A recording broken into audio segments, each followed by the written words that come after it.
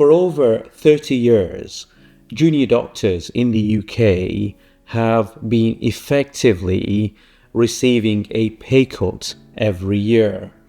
And that is why they decided to go on strike in 2023, and it then concluded in 2024. So certainly from a junior doctor's perspective, it was a compelling reason for going on strike. They had their reasons, or at least they believed the reasons to be compelling enough to go on strike. It's not something that junior doctors take lightly. It's not something that I've seen as a junior doctor. In fact, when I was a junior doctor, we went on strike just the once. It was very brief. But this time around, it was profound, really. The junior doctor strike, it was a big issue. And so on the back of it, it wasn't unusual to see medical school interview questions, and also for the dentists, in a similar light, the questions coming up in the dental interviews. As I speak as of right now, even though the junior doctors strike concluded with a resolution this year, and so did the consultants strike, the dentists pay review and discussion around strike is ongoing, and the GP strike is ongoing as well. So what are the issues here? Why is this happening? And as I said to you before, from a doctor's perspective, the junior doctor's perspective, it's basically years of underfunding. It's years of pay cuts. It's years of working in challenging working conditions. And really, from their perspective, look, it's time that this was looked at. It's time it was corrected. The historical lows have been corrected to what they should be, and the pay should reflect what junior doctors really should be afforded as pay. So the other side of the discussion is that, look, as a government, we have to think about this carefully. There's budgetary issues here. There's constraints here about what we can afford and what we can't afford. There's so much we can spend on the NHS. There's other spends we have, such as social services, education, transport, and so on and so forth. As you know, at the moment, at time of speaking right now, and I'm recording the video, UK has been through a huge amount of inflation, and this is continuing. We're potentially going into another episode of high inflation, and worse still, one of the worst recessions potentially. And so with those economic challenging situation, the government are arguing that, look, we can't afford the significant pay correction that you guys are requesting of us. The government's position has also been that, look, we've offered pay offers which we feel are reasonable and fair compared to and considering other pay rises we've had to make for teachers, railway workers, and so on and so forth. The government's also going to cite, look, let's be sustainable here. If we try to give these kind of pay rises to all the professions, we could end up in a bankrupt position, really, as a country. And is that in the best interest of all of us, vis-a-vis Japan, vis-a-vis Greece, and other countries who've gone through economic crisis not so long ago? The government's position has also been that, look, we are doing what we can in terms of recruitment, in terms of retention. So, recruitment from abroad, recruitment locally, increasing the number of students, medical school places, dental school places, increasing, retention bonuses, etc. So all of that we are doing to try and help the situation. Yes, we get that. We understand that. This is what the BMA is saying. Look, yeah, we're with you. We want to work on all this, but look, you got to address the historical pay cut that our junior doctors have been receiving, and you've got to acknowledge that since 2008 up until now, 2004, effectively the junior doctor pay has gone down by about 26%, and that's why the junior doctors wanted a big pay correction. As you know, in the end, the 26% wasn't achieved, but I think it was around about 18% or so, which you can argue was a pretty hefty correction compared to what other professions got across the country. The junior doctors, the BMA committee, were also arguing that, look, if we don't pay our doctors fairly, they're going to go abroad. They won't even become doctors in the first place, because a lot of young people, understandably are going to take into consideration what their future earning potential is. And it's important to address that, really. The BMA also were citing workplace pressures, excessive workload, long hours.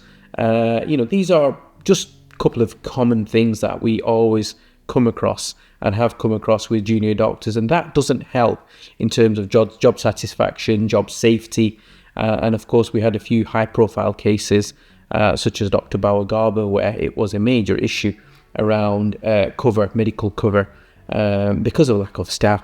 Ultimately, what that highlights, and also we should bear in mind, is the BMA's final and kind of probably the ultimate argument, and rightly so, and that is of patient safety. If you don't have enough doctors, if you don't have doctors rightly paid who can't pay their own mortgages, look after their own families, pay for their bills and mortgages, then look, you aren't going to have as many doctors in the first place. You aren't going to deliver good care because you're going to have fewer doctors around you. They're going to be poorly paid. They're going to have their own stresses around them. And so you're not going to have a healthy, effective workforce. So why does all this matter to you? Somebody who wants to become a doctor, somebody who wants to become a dentist. Why is this important? Well, first of all, it's been a hot issue. And so, as you know, in medical and dental school interviews, it's not unusual for them to pick on these hot topics because they use that as a fulcrum, as a bedrock on which they can base other questions and see how you think. So be well informed, and I've explained in previous videos in how you can do that. What they're also looking at is how analytical you are about these issues. Remember, these issues aren't simple. They're often multifaceted, multi-layered. There's pros and cons, there's ethical considerations on both sides, or multiple sides, frankly. And are you able to navigate those? Are you able to build these into your discussions when it comes to answering interview questions and managing scenarios? And in all of this, very important, like I've always said, empathy. Are you able to empathize this scenario from the junior doctor's perspective, from the other healthcare professionals' perspective, i.e. the consultants, the nurses who have to manage the situation while the junior doctors, for example, go on strike? Can you empathize the situation from the junior doctor's perspective? The junior doctor, what they're thinking, what they're going through, the mental, physical stresses that they're having to face from low pay. What about the most significant empathy you need to show, which is that of patient safety? Making sure the patients are safe because you have well-paid, adequately resourced junior doctors versus patient safety coming from healthcare clinicians like the junior doctors who are underpaid, and there's not many of them around. They're tired, they're fatigued, they're not happy with their profession. Can you think about all these potential scenarios? We've seen many questions in the past few years. Just to give you a few examples, understanding of the issue came up once or twice in last year's MMI and in previous years as well. For example, how do you think these junior doctor strike affect patients and NHS overall? Another question was around what do you know about the junior doctor strike and the reasons behind them? Discuss. And then they will follow on with other questions. We've had questions around perspectives as well. So, for example, are junior doctors justified in taking industrial action? So what are the pros and cons of taking industrial action? How would you balance the needs of junior doctors versus the government's budgetary concerns? So it's about looking at it from different perspectives, from stakeholders' perspective. Ethically as well, there were major questions to be answered. For example, is it ethical for healthcare professionals to go on strike? Is it ethical, considering the public perception around doctors, these, money-hungry doctors, or versus doctors who are actually wanting better, financial confidence so that they can do the job well. From a problem-solving perspective, we've seen questions like, for example, the health secretary is in a dispute with junior doctors in regards to this issue. What might he or she do to resolve this dispute? And so you're looking at leadership, team management issues, as well as the issue itself.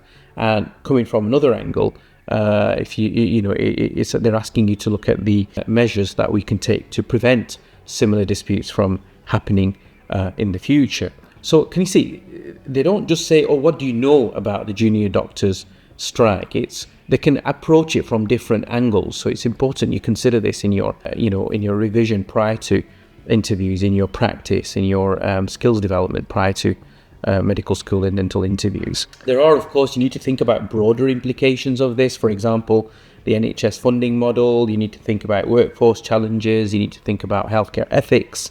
I spend a bit of time doing that. In terms of the interviews, what I advise my students to always do is think about having a structure to the answer, to be broad, to think about things from different perspectives. It's easy to kind of almost go in and hone yourself in and say, oh, I agree or I disagree.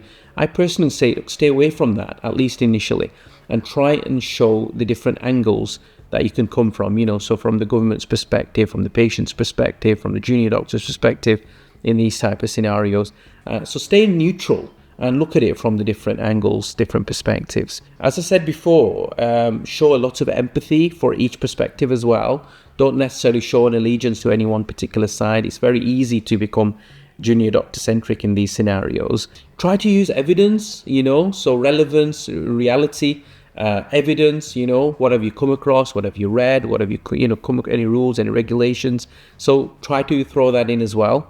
And also, solution focused as opposed to problem focused. So what are the solutions to the dilemma they're presenting to you in that question? And at all times you need to stay professional. You need to stay calm. You need to express your views in a non-emotional way, and you need to be well reasoned, right? So this isn't about all emotions. It's about reason and it's about professionalism. All right. So maintain all of that and have a think about these topics as well as others, of course. Okay. Thank you.